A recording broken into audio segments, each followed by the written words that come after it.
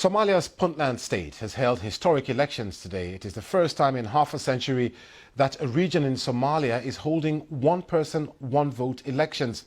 The polls are being held in Gardo, Aile and Ufein districts, with 46,500 registered voters casting their ballot. My colleague Junaidi Farah has this report.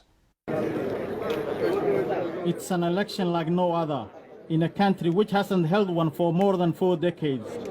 Although this election is happening at the regional level, its significance can be felt right across the country.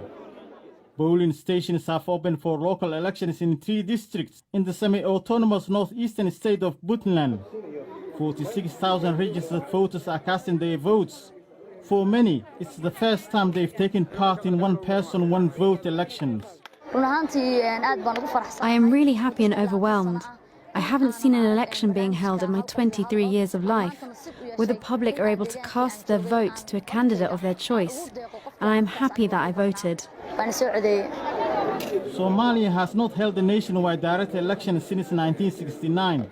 A few months after that election, the president was assassinated, leading to a military takeover by Mohamed Siad Barre. He then single-handedly ruled the country for 21 years before it descended into civil war that lasted more than 3 decades.